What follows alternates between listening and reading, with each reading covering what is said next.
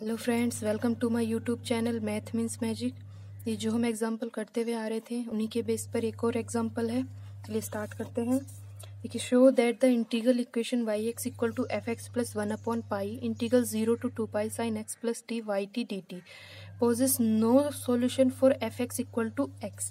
देखिए, हमें यहाँ दो केस डिफाइन किए हुए इसने कि एफ एक्स जब एक्स हो तो उसका कोई भी सॉल्यूशन नहीं आएगा, और अगर एफ एक्स हमारा 1 हो तो इसके इनफाइनाइटली मैनी सॉल्यूशंस आएंगे। देखिए, इसको स्टार्ट करते हैं। इसका सॉल्यूशन हमें दो केस लेने हैं। एक तो तब जब f x equal to x हो, एक तब जब एफ एक्स इक्वल टू 1 हो। सबसे पहले वाई एक्स इक्वल टू हमारी इक्वेशन क्या है, plus 1 upon pi integral 0 to 2 pi sine x plus t y t d t. सबसे पहले तो इसी को हम सही लिख लेते हैं। सही मतलब इसका फॉर्मूला साइन का क्या हो जाएगा, sine x cos t plus cos x sine t y t d t. इसको हम लिखेंगे f x plus 1 upon pi. यहाँ से देखिए इंटीग्रल टी के रेस्पेक्ट में है तो एफ एक्स वाला फैक्टर बाहर ले आएंगे। यहाँ हो जाएगा sine x integral 0 to 2 pi cos t y t d t. 1 upon pi, यहाँ से कॉस एक्स बाहर आएगा और integral 0 to 2 pi sine t y t d t. Same question है, अभी तक हमने जो जितने भी क्वेश्चन किए हैं उन्हीं के जैसा है। सॉल्यूशन सेम सबका वैसा ही, हमें उसी तरीके से फाइंड आउट करना है। सिर्फ डिफरेंस क्या है, हमें ये शो करना है कि एफ एक्स जब एक्स है तो इसका नो सॉल्यूशन होगा, और जब एफ एक्स इक्वल टू 1 है तो इसके बहुत सारे सॉल्यूशन होंगे। इसके बाद यहाँ से हम क्या करते हैं, लेट करेंगे integral 0 to 2 pi cos t y t d t equal to C1 और integral 0 to 2 pi sine t y t d t equal to C2। ऐसा ही करते थे। ये 3 हो गई, ये 4। यहाँ से अब इक्वेशन 2 से क्या आएगा हमारे पास कि y x equal to f x plus 1 upon pi sine x C1 plus 1 upon pi cos x C2। Simple है, बहुत सिंपल है यहाँ तक तो। ये हो गई इक्वेशन 3। अब हम क्या करेंगे, केस लेंगे। सबसे पहला केस क्या था, केस फर्स्ट, जब f x equal to x हो। तो यहाँ से जो इक्वेशन हमारी, और इसको अगर ये एफ टी किया जाए तो ये टी होगा। तो अब जो इक्वेशन 3 है उसको वाई टी में चेंज करेंगे।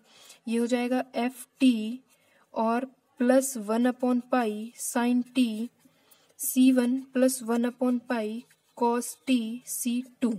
इसके बाद जो एफ टी की वैल्यू है टी, हम वो पुट करेंगे। ये हो जाएगा y t equal to t plus 1 upon pi C1 sine t plus 1 upon pi C2 cos t. ये इक्वेशन हो गई 4। अब हमारे पास वाई टी भी है, और इक्वेशन 3 में क्या करेंगे, हम C1 यहाँ वाई टी की वैल्यू पुट करेंगे, फिर C2 में वाई टी की वैल्यू पुट करेंगे, उसके बाद उसको सॉल्व करेंगे। स्टार्ट करते हैं यहाँ से। ये हो जाएगा इक्वेशन 3 से क्या आएगा हमारे पास कि C1 equal to integral 0 to 2 pi cos t, और वाई टी की वैल्यू रख देंगे t plus C1 upon pi sine t plus C2 upon pi cos t. उसके बाद डी टी, यहाँ से इसको सॉल्व करेंगे। पहले तो मल्टीप्लाई करेंगे 0 to 2 पाई, ये हो जाएगा कॉस टी और T cos t d t plus C1 upon पाई तो बाहर ले आएंगे। ये हो जाएगा 0 to 2 पाई, ये हो जाएगा कॉस टी साइन टी, ये हो जाएगा D t plus C2 upon pi integral 0 to 2 pi cos t और कॉस टी, हो जाएगा cos square t d T. देखिए, एक एग्जांपल हमने ऐसा पहले भी किया हुआ है।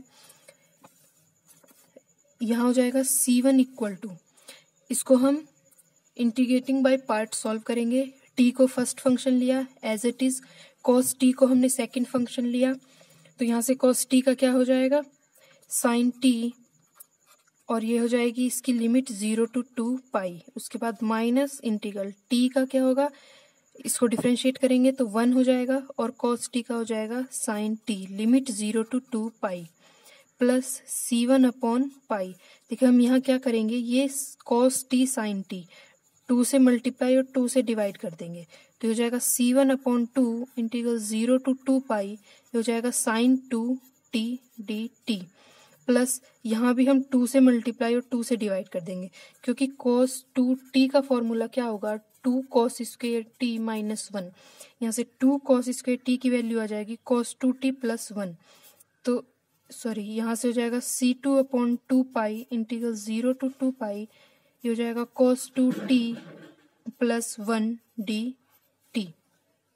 अब यहाँ से इसको सॉल्व करेंगे C1 इक्वल टू, देखिए हो जाएगा 2 पाई साइन 2 पाई, 2 पाई और साइन 2 पाई माइनस 0, क्योंकि 0 और साइन 0 ये हो जाएगा, माइनस साइन t का इंटीग्रेशन करेंगे क्या हो जाएगा, साइन t का होगा माइनस कॉस t, तो ये हो जाएगा 0 to 2 pi plus C1/2 pi as it is, sine 2t का क्या हो जाएगा minus cos 2t/2, 0 to 2 pi plus C2/2 pi cos 2t का हो जाएगा साइन 2t/2 प्लस और 1 का हो जाएगा t in limit 0 to 2 pi.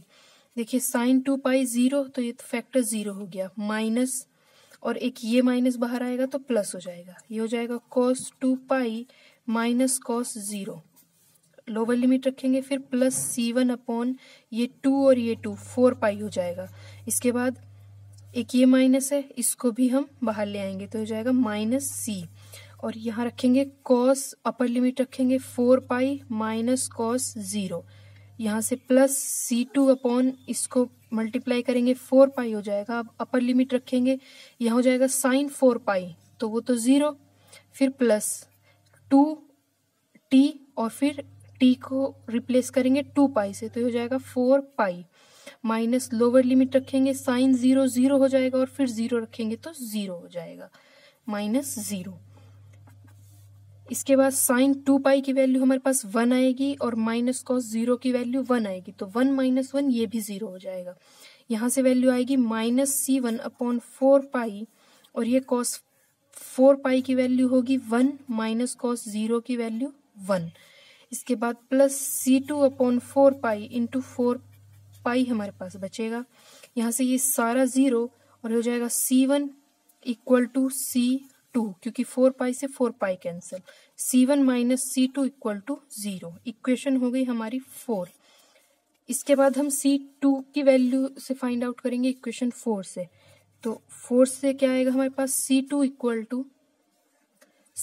Equal to integral 0 to 2 pi, यहाँ हो जाएगा साइन t और फिर वाई t की वैल्यू रखेंगे हम ये वाली t plus C1 pi sine t plus C2 pi cos t और dt। अब यहाँ से इसको सॉल्व करेंगे, ये हो जाएगा C2 equal to integral 0 to 2 pi, ये हो जाएगा sine t sine t dt plus C1 pi बाहर आ जाएगा 0 to 2 पाई और साइन t हो जाएगा sign square t dt plus C2 पाई बाहर आ जाएगा, ये हो जाएगा 0 to 2 पाई साइन t और कॉस t, ये हो जाएगा साइन t और कॉस t dt, यहाँ 2 से मल्टीप्लाई 2 से डिवाइड, यहाँ 2 से मल्टीप्लाई 2 से डिवाइड, इक्वल टू इसको सॉल्व करेंगे बाई पार्ट, ये हो जाएगा t as it is, sine t का क्या हो जाएगा minus cos t 0 to 2 pi, उसके बाद माइनस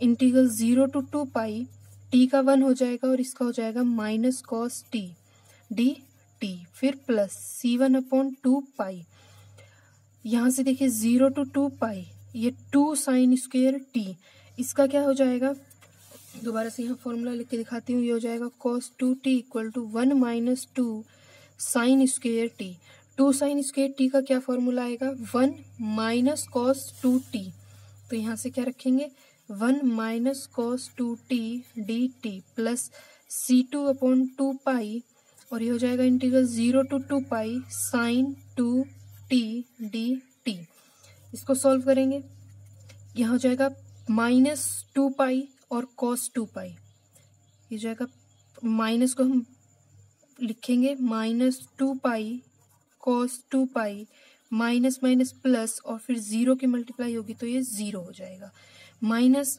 इसको प्लस कर लेंगे, माइनस ये बाहर आ जाएगा, कॉस टी का हो जाएगा साइन टी, और ये हो जाएगा 0 to 2 pi plus C1/2 pi.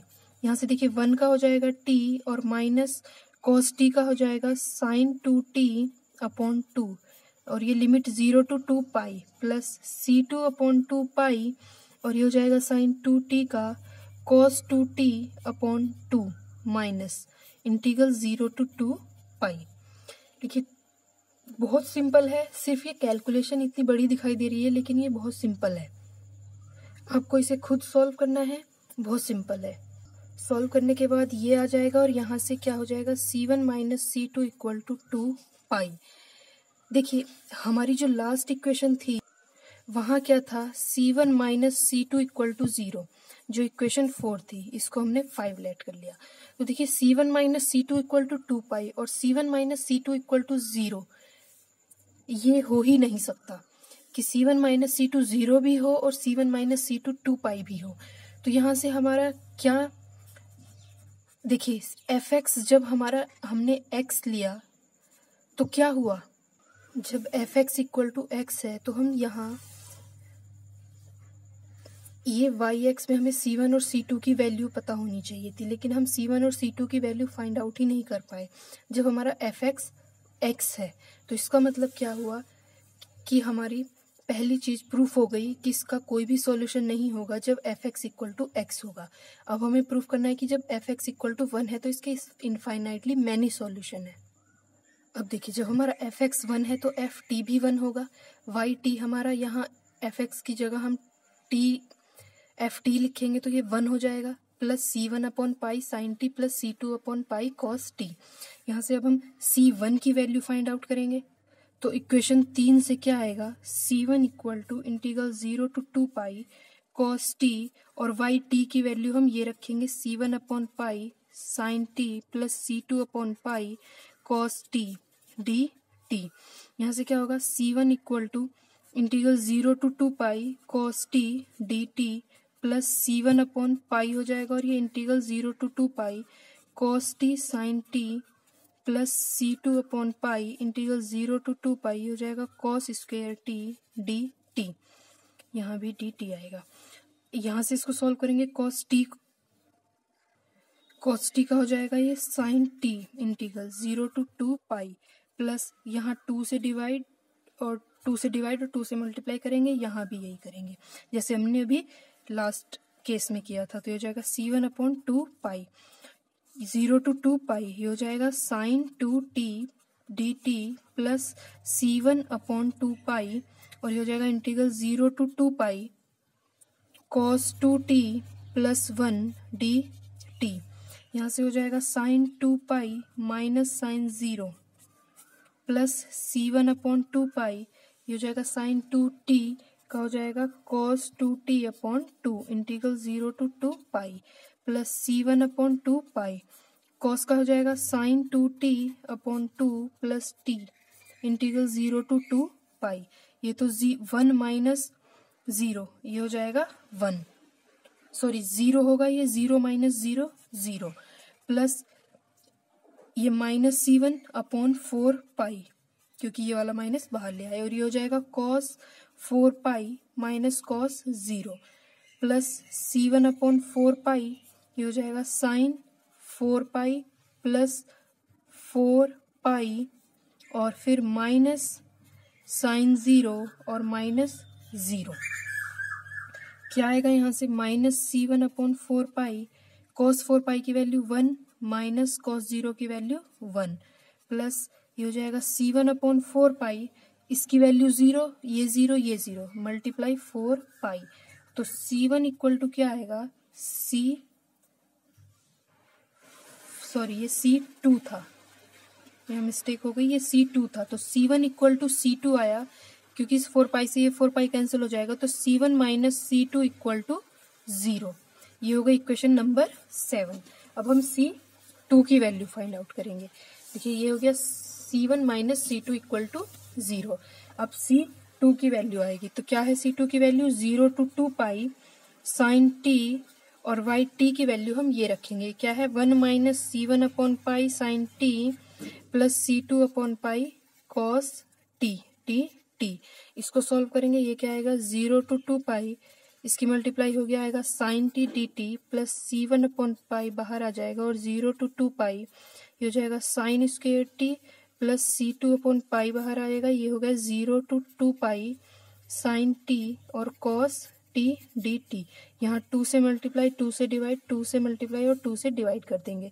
C2 equal to क्या आ जाएगा, देखिए साइन टी का हो जाएगा माइनस कॉस टी और 0 to 2 pi plus C1 upon 2 pi as it is होगा और इसकी वैल्यू हो जाएगी यहाँ इंटीग्रल 0 to 2 पाई, ये हो जाएगा 1 माइनस कॉस 2t और dt plus C2 upon 2 pi integral 0 to 2 pi, ये हो जाएगा साइन 2t dt। इसके बाद देखिए यहाँ से माइनस हमने बाहर ले लिया, ये हो जाएगा cos 2 पाई माइनस cos 0, यहाँ हो जाएगा प्लस C1 अपॉन 2 पाई, इसका हो जाएगा integral t minus cos 2t का हो जाएगा sine 2t upon sine 2t upon 2 integral 0 to 2 pi plus C2 upon 2 pi और यहाँ से हो जाएगा साइन 2t का minus cos 2t upon 2 integral 0 to 2 pi. यहाँ कॉस 2 पाई की वैल्यू 1 हो जाएगी और माइनस कॉस 0 की वैल्यू 1, 1 माइनस 1 ये हो गया 0 प्लस C1 अपॉन 2 पाई, यहाँ से अपर लिमिट रख, ये 4 पाई हो जाएगा, हमने 2 को एलसीएम ले लिया, अपर लिमिट रखेंगे ये हो जाएगा 4 pi minus sine 4 pi minus lower limit 0 और फिर माइनस साइन 0 तो वो सारा 0 हो जाएगा, ये plus C2 upon 2 pi minus हमने बाहर ले लिया और इसकी 2 की मल्टीप्लाई कर दी, ये 4 हो गया, ये हो जाएगा cos 4 पाई माइनस cos 0, देखिए cos 4 पाई 1 माइनस 1 तो ये 0 हो गया और यहाँ आ जाएगा ये 0 हो गया, तो यहाँ से इसकी वैल्यू क्या आ जाएगी C2 इक्वल टू C1, क्योंकि इस 4 पाई से ये 4 पाई कैंसिल हो जाएगा, तो C1 minus C2 equal to 0 और यहाँ से C1 minus C2 equal to 0, तो इक्वेशन 7 और 8 से हमारे पास क्या आया कि C1 इक्वल टू C2। जब हमारा fx इक्वल टू 1 है तो हमारी सेम वैल्यू आई C1 इक्वल टू C2, इसका मतलब इसका सॉल्यूशन है। अब जो yx था वहाँ इसकी वैल्यू पुट करेंगे 1, fx की वैल्यू 1 और फिर प्लस C1 की वैल्यू, C1 और C2 सेम है तो हम सेम लिखेंगे कि C1 upon pi sign x और plus C1 upon pi cos x, तो यहाँ से कॉमन आ जाएगा C1 अपॉन पाई और ये हो जाएगा sine x plus cos x, yx equal to, अब देखिए यहाँ क्या है कि हम ये पूरा क्या है कांस्टेंट है तो हम इसको एक अलग नाम दे देंगे 1 plus c sine x plus cos x. इसका मतलब क्या हुआ कि कांस्टेंट की मल्टीप्लाई होती चली जाएगी और इसके इनफाइनाइटली मैनी सॉल्यूशंस हमें मिल जाएंगे। कब? जब एफ एक्स इक्वल टू 1 है, क्योंकि यहाँ हमारी जो वैल्यू थी C1 और C2 की वो सेम आई थी। तो ये एक कांस्टेंट हो सकता है। इस कांस्टेंट की मैंने बताया था कि अगर एक सॉल्यूशन है तो उसके मल्टीपल सॉल्यूशन होंगे। इस कांस्टेंट से मल्टीप्लाई करते चले जाएंगे और उसके बहुत सारे हमें सॉल्यूशन मिलते चले जाएंगे। तो हमारी दोनों चीज प्रूफ हो गई कि जब f x equal to x था तो सॉल्यूशन नहीं मिला, लेकिन जब एफ एक्स इक्वल टू 1 है तो उसके इनफाइनाइटली मैनी सॉल्यूशन है। ठीक है, आज यहीं तक। आई होप बहुत अच्छे से समझ में आया होगा। Thank you so much.